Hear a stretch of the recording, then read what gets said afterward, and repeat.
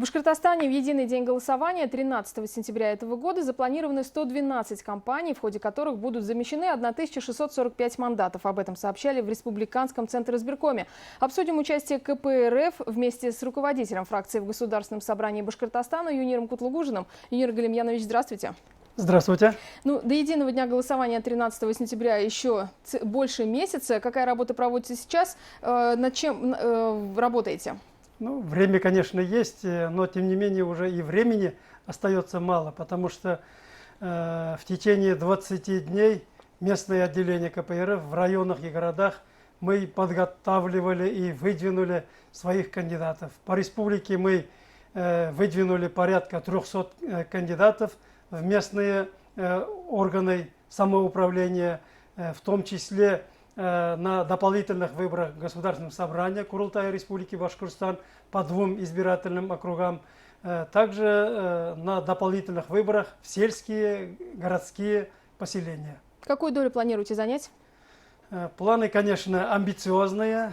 У нас были задачи, перед нами ставили задачу в каждом районе, городе иметь хотя бы свои фракции. Это значит не менее 3 депутатов нам иметь надо.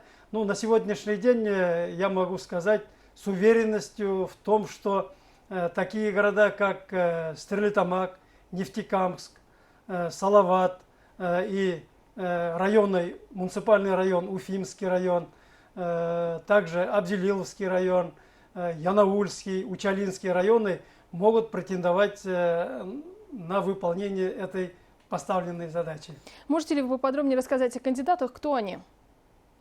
В кандидатах у нас все возраста, представители, конечно, мужского и женского пола. Сейчас у нас из-за отсутствия времени охарактеризовать всех не могу, но с другой стороны на сайте Рискома КПРФ, КПРФ 102, в нашей газете «Коммунист Башкортостана», и на передачах телевидения, радио, в республиканских газетах мы будем активно принимать участие в агитации и пропаганде за наших кандидатов.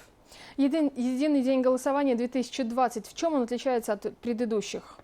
2020 год он вообще выпал нам со своими трудностями. В первую очередь из-за коронавируса мы, скажем, неполноценно провели общероссийское голосование по поправкам Конституции Российской Федерации.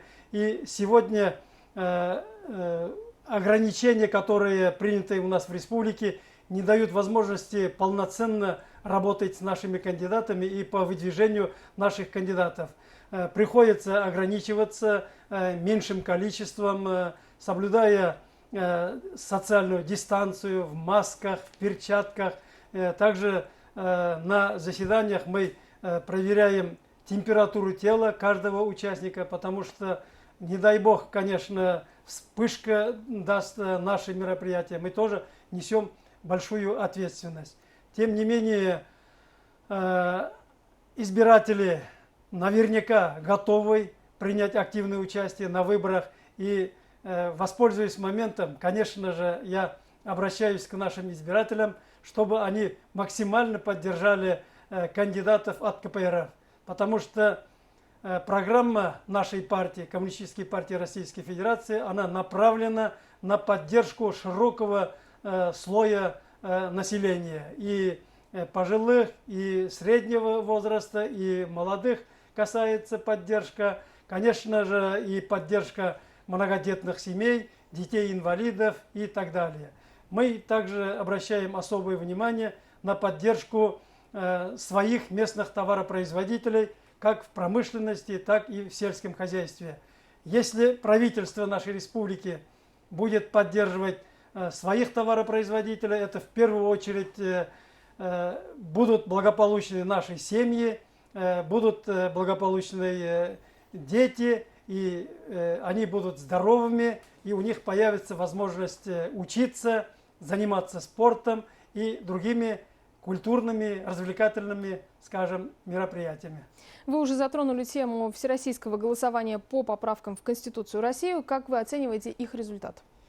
С результатом КПРФ не согласна. Я сам лично тоже в глубине души и по общению с нашими избирателями я прихожу к выводу, что поправки, они не поддержаны нашим населением, и поэтому то, что было протащено обнуление действующего президента таким путем ради социальных благ, это не приведет к лучшему. И то, что сегодня мы видим в Хабаровске, это не поддержка Фургала Сергея Ивановича, это, скажем, несогласие с социально-экономической политикой нашего государства, руководства нашей страны. И в условиях нашей республики есть желающие, конечно, и дестабилизировать обстановку в нашей республике. Мы, как ответственная политическая партия, мы не сторонник этих несанкционированных митингов и так далее. Но, тем не менее, мы выступаем за то, чтобы был порядок у нас в нашем доме республики. Юнир Гельмульянович, во время всероссийского голосования по поправкам в Конституцию России применялся новый формат. Люди голосовали не один день, а в течение нескольких дней. Как вы оцениваете вот такой формат и как думаете, он приживется? Я думаю, в нормальных условиях этот формат не устраивает ни членов комиссии с правом решающего голоса, ни политические партии. Во-первых, политические партии не были допущены для наблюдения. И в течение 7 дней, скажем, члены комиссии занимались тем, чем они хотели. То есть со стороны политических партий контроля не было. А мы знаем, что от общественной палаты шли лояльные к власти люди, и поэтому вот я сам лично не верю итогам голосования по этим поправкам. И сейчас вот уже в Государственной Думе во втором чтении принят закон о проведении 3-дневного голосования на осенних выборах. Завтра уже будет рассматриваться в 3-м чтении. Башкирский республиканский комитет КПРФ категорически против выступает многодневного голосования. И тем более, когда в рабочие дни идет голосование, со стороны общественности, политических партий нету контроля. Раз нету контроля, какое может быть доверие к этим избирательным комиссиям? Каким образом установить этот контроль? Все-таки руководству Центральной избирательной комиссии Российской Федерации и Государственной Думе надо прислушиваться мнению политических партий, в первую очередь КПРФ. Я имею в виду нашу партию, потому что мы предлагаем все эти 20-30 лет, которые засиделись, члены комиссии, всех надо их заменить. И в руководящих органах комиссии должны быть представители 3 политических партий. Председатель комиссии должен быть с одной партии, заместитель от другой партии и секретарь от 3-й партии. Только так мы можем навести порядок. Сейчас вот мы призываем наших избирателей, они прислушиваются, идут голосовать, и опять в итоге народ считает себя обманутым, и опять с отмашкой на избирательной комиссии уходят недовольные с итогами голосования. Поэтому пришло время, когда мы живем в условиях коронавируса, экономического кризиса, не допустить еще и политического кризиса. Поэтому большое доверие должно быть со стороны избирателей, и честно, открыто, объективно должны проходить процессы голосования. И в течение одного дня с 8 часов утра до 20:00 вполне устраивает. Юрий Гельмульянович, давайте обсудим законопроекты. Один из последних: учителя планирует увеличить отпуск и отрегулировать размер оклада. Это желание возвратить советские нормы. Расскажу поподробнее. В Госдуме работают над законопроектом, который предлагает обеспечить педагогов удлиненным отпуском и вернуть им право досрочно выходить на пенсию, а также установить, что средняя зарплата учителя должна быть не ниже средней по региону и стране. Вот как раз и ваш коллега, первый зампред Комитета Госдумы от КПРФ Олег Смолин об этом говорил. Расскажите поподробнее, на что направлена эта инициатива?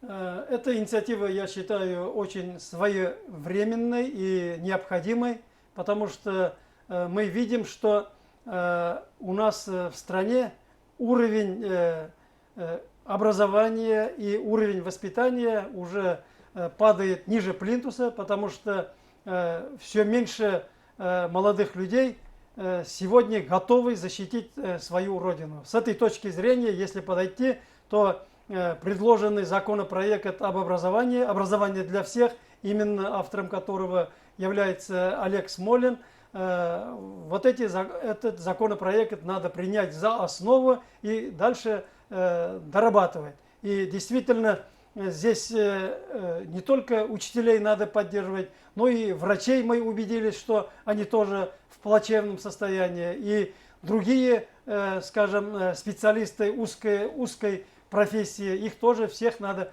поддерживать, чтобы у человека, который посвящает себя к воспитанию подрастающего поколения, к, скажем, поддержке здоровья, они должны быть убеждены в том, что государство тоже о них заботится. Я много знаю учителей, которые, не доходя до пенсионного возраста, они фактически выходят из строя. Вот это стимул материальный, создание условий для их работы, все это надо предусмотреть. Сейчас депутаты Государственного собрания Башкортостана находятся на каникулах. Какие основные задачи ставите на осеннюю сессию? Вопросы, которые мы будем рассматривать на осеннюю сессию, мы рассматривали на последнем заседании Госсобрания. Сейчас я не могу сказать там конкретно какие вопросы. Там, конечно, очень много перечень вопросов, но я считаю, что все они должны направлены на повышение социально-экономического положения наших избирателей. Спасибо вам большое за участие в программе интервью в эфире Башкирского спутникового телевидения. Я напомню, что гостем программы интервью сегодня на БСТ был руководитель фракции Башкирского республиканского отделения партии КПРФ Юнир Кутлугужин. И мы говорили о деятельности партии.